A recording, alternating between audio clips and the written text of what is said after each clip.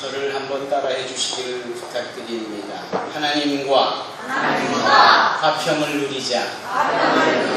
하나님과 화평을 누리자. 수신제가 치고 평천하라는 말이 있습니다. 이것이 중국에서 온 말입니까? 한국에 예전부터 있었던 말입니까? 중요한 것은 양쪽 모두 수신제가 치고 평천하라는 단어를 즐겨 사용하고 있다라는 말입니다. 이것을 조금 더 풀어 쓴다면 사람들의 마음이 바르게 되어지면 그 발음으로 인하여서 이 심신이 경건하여지고요. 이 심신의 경건함이 모여져 가족들이 조화를 이룹니다. 이 조화로운 가족들이 모여 소위 사회가 나라가 질서를 이룰 수 있는 것이고요. 이렇게 질서 잡힌 나라들이 무너질 때 세상에 평안이 있다라는 거예요. 여러분, 이 평안은 모든 사람들이 공통적으로 기대하고 소망하는 바입니다. 소망을 싫어하는 사람이 있을까요? 평안을 싫어하는 사람이 있을까요? 이 평안은 모두에게 있어서 공통적인 기대감입니다. 우리의 정서와 우리의 문화 속에 안녕하십니까? 안녕하세요? 평안하십니까? 이 의인사 자체가 늘 평안을 구하는 축복이기도 하고 과연 평안이 살고 있는지에 대한 궁금증이기도 합니다. 밤새 안녕하셨습니까? 라는 인사도 있습니다. 사랑하는 성도 여러분, 이 평안은 우리 모두에게 궁극적으로 요구되어지는 인생 최고의 가치이기도 합니다. 주님께서 부활하셔서 거듭거듭 강조하시고 직접 인사하여 내놓으신 그 인사의 표현이 평안이에요. 즉 샬롬, peace be with you, 너에게 평안이 있을지어다, 이렇게 인사하셨습니다. 심지어는 세상이 줄 수 없는 평안을 당신의 부활로 주실 것에 대하여 약속하셨습니다. 여러분, 평안을 기대하고 주님께 평안을 받아 누리기를 바랍니다. 그런데 조금 아까 말씀드린 수신제가 치고 평천하, 이 단어에서 소위 그처럼 맨 마지막에 주어지는 귀결되는 이 평안의 시작이 다름 아닌 한 사람 한 사람 모든 사람들의 마음으로부터 시작되어진다는 것을 우리는 놓치지 말아야 합니다. 남녀노소 할 것 없이 많은 분들이 모여 계시지는 않지만 이 자리에 온 가족이 모였을 때 어린 승민으로부터 시작하여서 연로하신 양남순 권사님에 이르기까지 보세요. 남녀노소 할 것 없이 그 마음에 소위 발음이 있고 소위 의로움이 있어야 이것이 결국은 평안이라는 결과로 이어지는 겁니다. 성경 말씀에 특별히 행함을 강조하는 말씀이 바로 야고보 말씀인데요.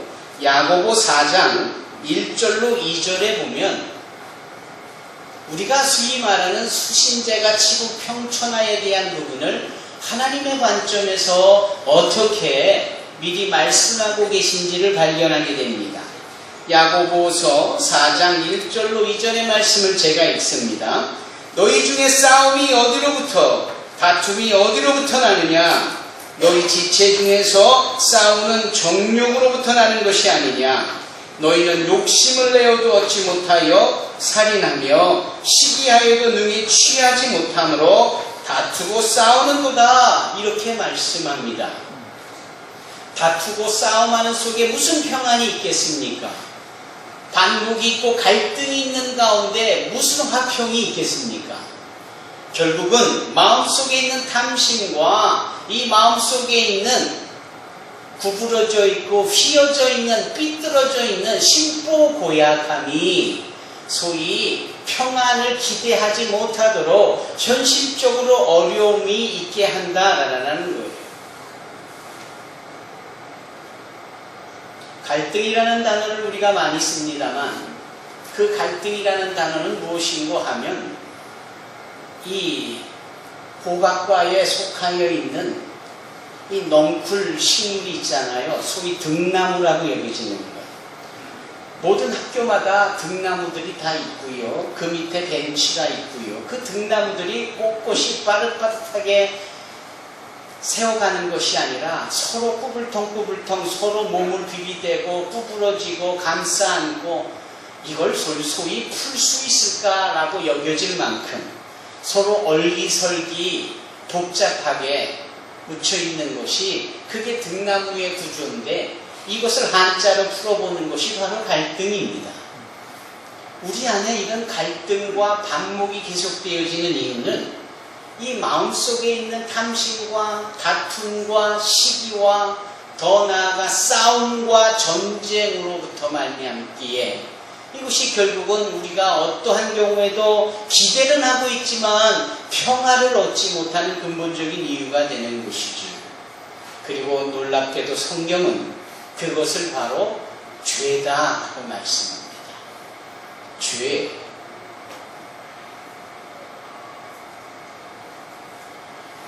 우리가 로마서 말씀을 계속하여 벌써 6개월 이상을 대하고 있습니다. 로마서 1장, 2장, 3장, 4장이 어떤 말씀이었습니까? 하나님의 은혜를 힘입은 사도 바울이 자신을 소개하면서 자신이 전하고픈 이 고한 말씀에 능력이 나타나므로 그 능력이 누구에게 임하느냐? 대단히 본능적이고 형이하학적인 존재들, 본능적으로 자기중심적으로 자기 이익만을 구하는 자들에게 이 말씀이 주어진다라는 것이고, 두 번째는 대단히 도덕적이고 윤리를 말하고 철학을 말하고 꽤나 형이 상학적이고 높은 위치에 있고 많이 배웠다 하지만 속으로는 그렇지 못한 자들과 크게 다를 바 없는 죄인인 자들에게 하나님의 심판이 이를 것에 대하여서 2장으로 3장으로 말씀하고 있는 것이고, 그리고 3장 중간에 그러면 영적으로 하나님의 말씀을 안다는 사람들은 어떤가? 크게 다르지 않다라는 거예요. 본능적으로나 배워서 지식이 있거나 성경 말씀을 듣고 율법을 가까이 한다라고 하면서도 여전히 속사람으로는 죄악으로 드글드글하고 구부러져 있는 모든 존재가 같다라는 것과 그런 자들에게 하나님의 심판이 임할 것에 대하여 말씀하는 것이 로마서 1장으로 3장까지의 말씀입니다. 기억들 나시죠? 그럼 로마서 4장은요? 그런데 그 심판으로부터 우리가 자유할 수 있고 심판이 아닌 구원이 될 수 있는 조건이 결국은 무엇이냐 하면 의롭게 되어진다라는 것이고, 그 의롭게 되어지는 것은 믿음으로 말미암아 됐다라는 것을 믿음의 조상 아브라함을 이 신뢰를 통해서 거듭거듭 강조하여 우리의 믿음에 있음을 요구하는 것이 로마서 4장 말씀입니다.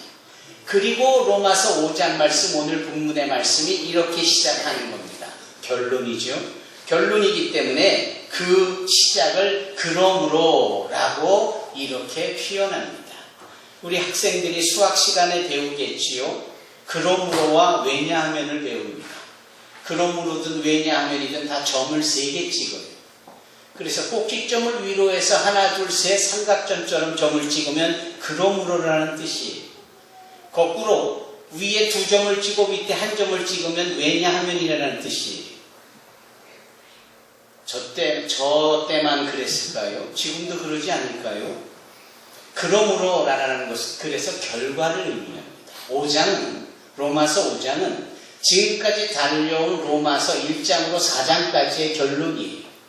그 시작이 이렇습니다. 그러므로 우리가 믿음으로 의롭다 하심을 받았으니 우리 주 예수 그리스도로 말미암아 하나님과 화평을 누리자.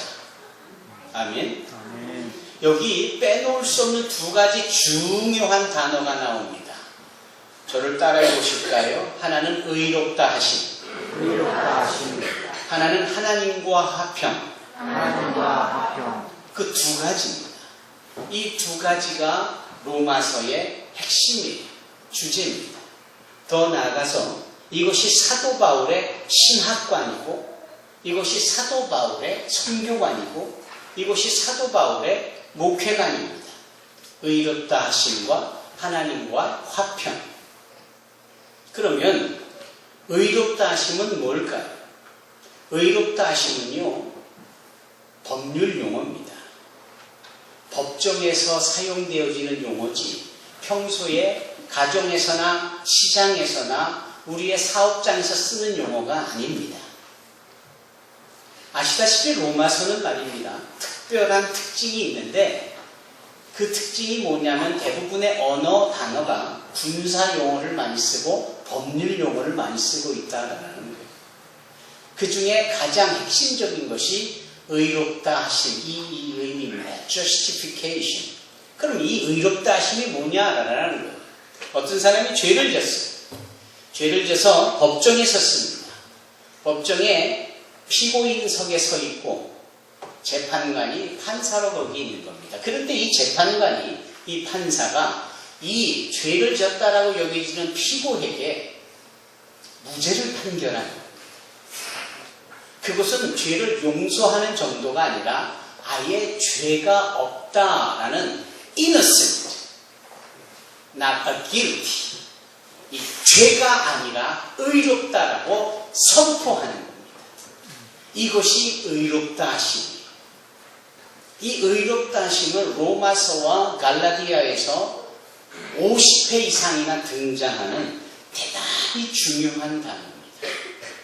우리가 조그맣게까지도 죄를 지었어요.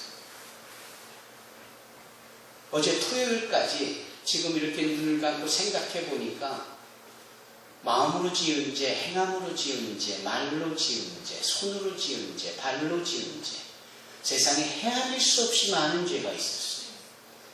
죄를 짓고도 그게 죄인지도 모르고 나중에 깨달을 만큼 심각한 죄가 부지불식간에 우리 가운데 있었을 만큼 우리의 죄가 많았습니다. 그럼에도 로마서 1장으로 3장까지 4장까지 거듭 강조하는 하나님은 심판하시는 하나님이요 재판하시는 하나님으로서 그 심판과 재판을 주관하시는 하나님께서 우리에게 죄가 없다라고 선포하시는 겁니다. 하나님이 어그러진 불의한 심판관이라 그럴까요? 그게 아니라 죄는 지었어. 그 모두가 다 죄를 지은 아담의 후손들이고 죄악에 관영한 세상 속에 있으며 그 연약한 존재들이 아무리 의지를 갖고 죄를 짓지 않으려도 죄를 질 수밖에 없는 이 구조 속에 하나님께서 죄 없으신 당신의 아들 예수 그리스도를 통하여 죄 많은 자들을 위하여 대신 심판을 십자가에서 받게 하셨습니다. 누구든지 예수를 믿는 자들은 죄 없다라고 의롭다라고 선포하시는 겁니다. 아무개는 죄가 없다라는 거예요. 스스로 계신 알파와 오메가요 처음과 나중이요 시작과 끝이신 하나님께서 말씀하시는 것은 그때만이 아니라 시작부터 끝까지, 처음부터 나중까지, 알파부터 오메가까지 당신이 계셨을 부터 앞으로도 계속 계신 영원전부터 영원까지의 효험을 의미하는데, 효력을 의미하는데 우리로 하여금 죄가 없다라는 것은 과거에 지은 죄, 현재도 짓고 있는 죄, 앞으로도 지을 죄까지도 하나님께서 죄로 여기지 아니하신 하나님의 우리를 향하신 구원의 완성이며 예수 믿는 자들에게 주어지는 특권인 겁니다. 아멘. 이것이 의롭다 하심이에요. 예수를 믿으니 수지 맞았다. 이런 표현을 가끔 기도원에 가면 부흥사들의 입술을 통해서 자주 들어요. 교회당에서는 설교자를 통해서 수지 맞았다라는 식의 표현은 별로 듣지 못합니다. 왠지 감성에 자극하고 뭔가 비워진 것이 채워져야 하고 뭔가 획가닥 뒤집어지고 엎어져서 뒤집어져서 좀 자전거 좀 타는 수준까지 가봐야 그때서 그런 자극적인 표현을 하고는 하죠. 수지 맞았다. 근데 길에 가서 500원을 주셔도 수지 맞았다고 하고 예? 오래된 이 가을옷, 겨울옷을 찾아 입었는데 3만 원이 그 안에 들었다고 수지 맞았다고 좋아하는가? 그 예수님을 믿는 그래서 얻은 은혜가 그 정도 3만 원짜리 수지밖에 되지 않는가? 왠지 그러한 의미가 느껴져서 예수님을 믿어서 수지 맞았다라는 단어가 왠지 너무 경해 보이는 단어 같아요. 예수님을 믿어서 얻는 은혜는 본질적으로 우리의 어둠의 자녀에서 빛의 자녀가 되어지는 죄악의 사단의 자녀에서 하나님의 영원한 자녀가 되어지는 것을 의미합니다. 우리 자신을 보면 도저히 가망이 없고 그렇지 뭐 라고 스스로 자주 섞인 말을 할 만큼 우리가 연약하지만 예수 믿는 그 믿음 하나로 하나님에 의하여서 괜찮아 라고 여겨주시는 하나님의 인정함을 우리가 얻는 겁니다. 이것이 은혜인 거예요. 그래서 사도 바울에게는 이 의롭다 하심이 너무나 중요한 겁니다. 그래서 예수를 믿는 그 믿음으로 의롭다 하심을 받았다라는 거예요. 여러분 예수를 믿으십니까? 아멘. 그 결정적인 순간에 하품을 하면 어떻게 민성아? 민성아 아멘을 해봐요. 예수님을 믿으십니까? 민성이가 해야지. 민성아 예수님 믿어요? 아멘. 우리 욥기에 보면은 하나님께서는 제가 지금 침을 삼켰는데 여러분 소리를 들으셨습니까? 대부분 못 들으셨잖아요. 하나님은 우리의 마른 침을 삼키는 소리까지 들으셨다고 해요. 민성이가 부끄러워서 한 것을 분명히 들으신 줄로 믿습니다. 이 아멘을 왜 했느냐? 아멘의 의미가 뭐냐? 믿는다라는 뜻이에요. 그래서 창세기 15장에 성경 전체에 믿음이라는 단어가 처음 나온 곳이 그곳이고 그 믿음이라는 단어가 아브라함의 입으로 나온 고백일 때 히브리어로 믿는다라는 단어를 아멘이라고 했습니다.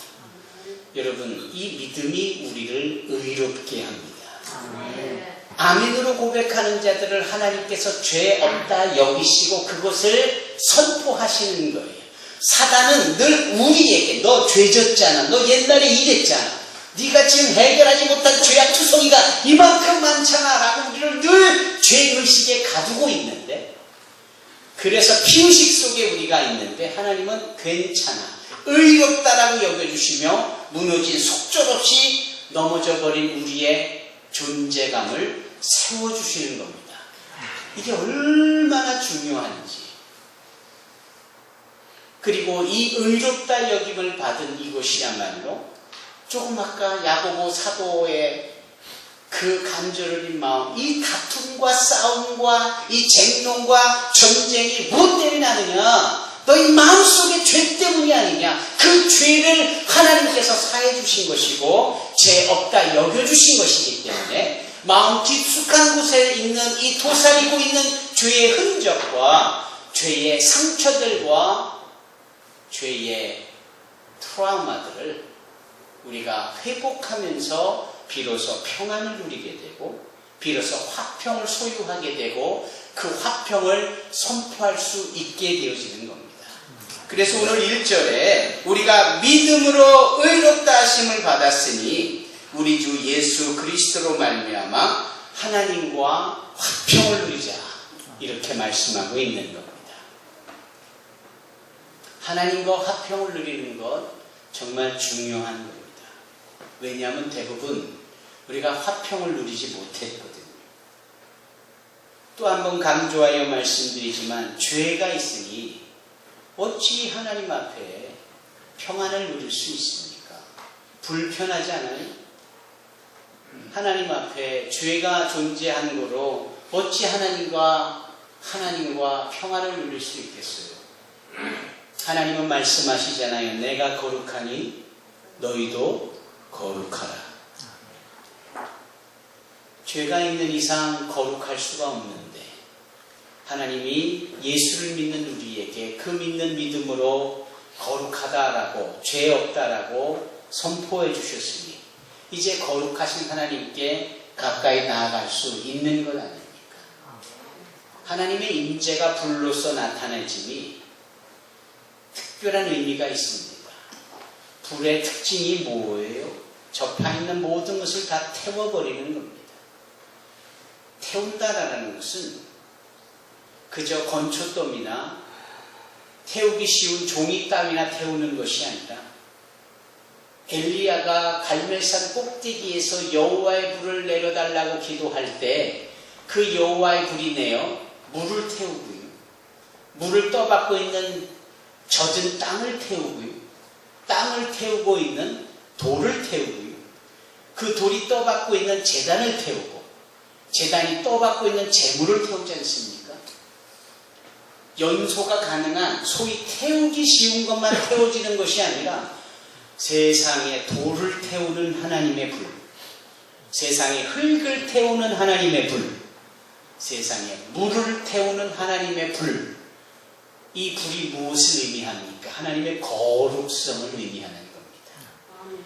그러기에 우리의 죄까지도 태워버리실 줄로 믿습니다. 그래서 우리가 성령의 세례를 불의 세례다라고 말하는 이유가 거기에 있는 겁니다. 그분의 세례가, 그분의 임하심이 우리를 본질적으로 우리의 불의와 삐뚤어짐과 이 근본이 되는 죄악을 태워버림으로 우리를 새롭게 해주시는 거예요. 그러기에 이 불의 세례를 얻은 자들이 성령 세례를 경험한 자들이고 성령 세례를 경험한 자들이 새로운 피조물로서 하나님의 새로운 심령의 존재들이 되는 겁니다.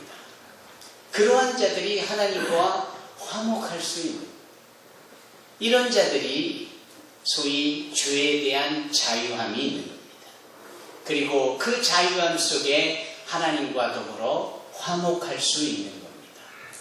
지금은 웃고 계시지만 부부끼리 도대체 얼마나 투타투타 다투고 얼마나 많은 잔소리를 서로 퍼부어대고 손가락질을 해대고 어떻게 저런 왼수를 맨날 만났느냐고 저주에 가까운 말도 하고 부끄럽지만 거기에 손찌검까지 나오는 일도 있잖아요. 손찌검 그러면 꼭 일방적으로 남편이 아내를 때렸다라고 여겨지지만 세상이 많이 바뀌었어요. 이제 아내한테 맞는 남편이 아주 많답니다. 공평하지요? 좀 많이 맞을 필요도 있을 것 같아요. 그래서 그냥 북어 두들기듯이 오늘 내 남편 좀 두들기고 나왔어 라고 어깨에 힘 좀 주는 여성분들이 좀 많아지는 것 같아요. 왜 이런 일들이 생깁니까? 이런 일들이 생기는 이유가 서로에 대한 불편함이 있어서 화목하지 못하기 때문입니다. 여러분, 화목하기 위해서는 이 불편함들이 사라져야 하는 거예요. 이 불편함은 다름 아닌 죄의 사라짐이고 죄의 사라짐은 하나님 앞에 나를 맡기고 예수를 믿을 때 하나님께서 책임져 주시는 부분입니다. 부부끼리만의 갈등일까요? 이웃들 간의 갈등, 지인 간의 갈등, 친구와의 갈등, 부모와 자녀 간의 갈등, 셀 수 없이 많습니다. 심지어는 목회자와 성도들 간의 갈등도 있을 수 있습니다.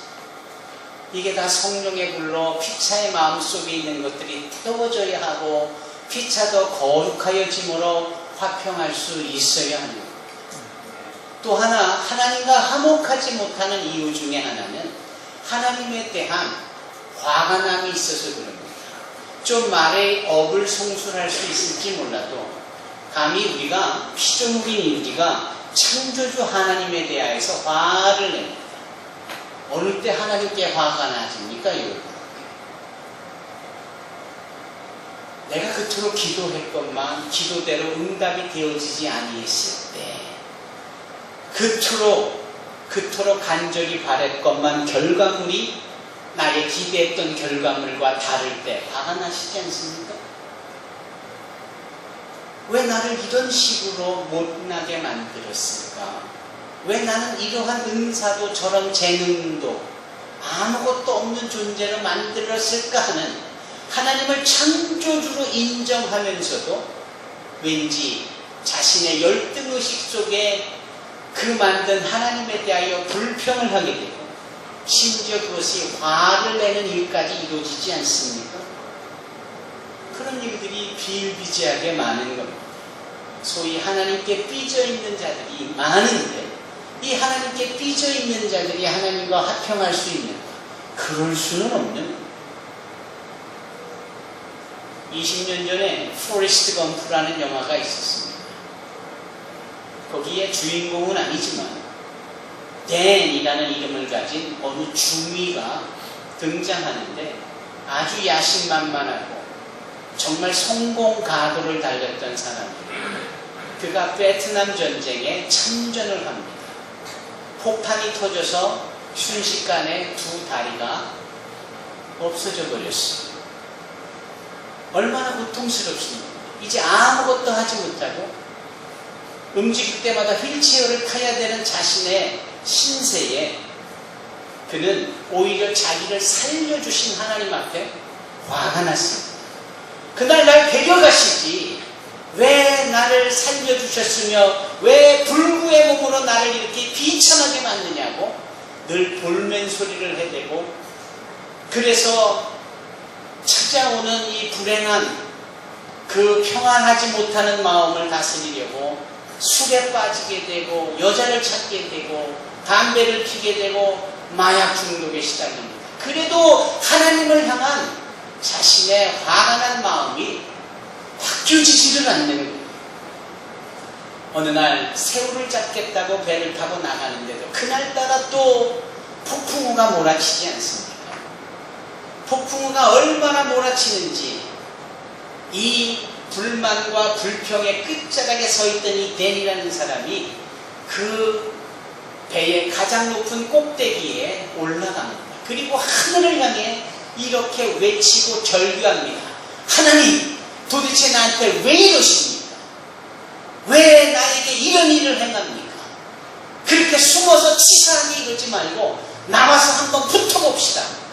밤새 고래고래 소리 지르며 하늘을 향해 저주의 말을 퍼붓고 하나님을 향하여 싸우겠다라는 불평을 퍼댑니다. 밤새고 밤이 새도록 말입니다. 밤이 지나갔습니다. 새벽이 찾아옵니다. 폭풍우도 지나갔습니다. 노도 광풍과도 같았던 그 호수가 잔잔해집니다. 정신을 차리고 보니 거기에 있던 배가 자기 배만이었던 것이 아닌데 모든 배가 다 간밤에 폭풍으로 깨지고 침몰되고 서로 부딪히고 나뒹굴어져 있습니다. 자기가 타고 있는 배만 생생하게 아무 일 없이 떠 있는 겁니다. 순간 이해할 수 없는 그의 삶에 평생 신비롭다 여겨질 만한 평안이 찾아옵니다. 그가 이런 말을 합니다. 하나님 괜찮은 것 같아요. 하나님 잘은 모르겠지만 두 다리가 없는 상황에서도 다시 한번 평안롭게 살 수 있을 것 같아요. 이런 고백을 합니다. 사랑하는 성도 여러분, 하나님과 화평하지 못하는 두 가지 이유가 있다면 첫째는 죄 때문이고 둘째는 이루지 못한 자기의 삶의 열등의식과 피해의식과 찌질이 같은 그런 생각으로 말미암을 때 그 하나님을 하나님으로 인정하면서도 하나님 앞에 대들고 화를 내므로 하나님과 화평하지 못하는 겁니다. 오늘 본문에서 성령께서는 사도 바울을 통하여 우리에게 말씀을 합니다. 믿음으로 의롭다 여김을 받았습니다. 그러므로 우리가 하나님과 화평을 누리자. 아멘. 사랑하는 성도 여러분, 우리를 화평케 하는 진정한 화평은 하나님의 화평이어야지. 하나님이 아닌 다른 곳에서 평화고 화평을 누릴 수 있다고 생각하면 오산입니다. 초조하고 답답하고 화가 나서 담배 한 대를 묵니다. 담배를 하나 피니까 좀 진정이 되는 것 같아요. 이게 속임수입니다. 우리가 말하는 화평과 진정한 평화는 그렇게 마음 추스리는 정도의 평화가 아닙니다. 그렇게 그 담배를 필 때만 니코틴에 의하여서 잠시 심리적으로 안정되어지는 이 짧은 순간의 평화가 화평이 아닙니다. 소주를 한 병 먹었어요? 술 기운에 괜찮을 것 같고 까짓 것 말지 술 깨면 머리만 더 아프고 속도 쓰리고 해결된 문제는 아무것도 없습니다. 술에서 평화를 얻어요? 담배, 술, 마약, 세상의 오락회락 속에서 무슨 우리의 영혼의 평온을 얻을 수 있습니까? 성경은 성령께서는 말씀합니다. 예수 그리스도를 믿는 믿음으로 하나님과 더불어 화평을 누리자. 하나님과 화평할 때 하나님의 평안을 누릴 수 있는 겁니다. 영원부터 영원까지 계신 알파와 오메가여 처음과 나중이요 시작과 끝이신, 그래서 우리의 모든 생애에 다함없이 부어주시는 하나님 예수님의 평안만이, 그분의 샬롬만이 진정한 우리의 평안을 보장해 주실 수 있습니다. 예수를 잘 믿고 하나님께 감사하며 하나님과 합평하여 하나님의 평화를 누려가는 저와 여러분이 되시기를 주님의 이름으로 축원합니다. 기도하겠습니다.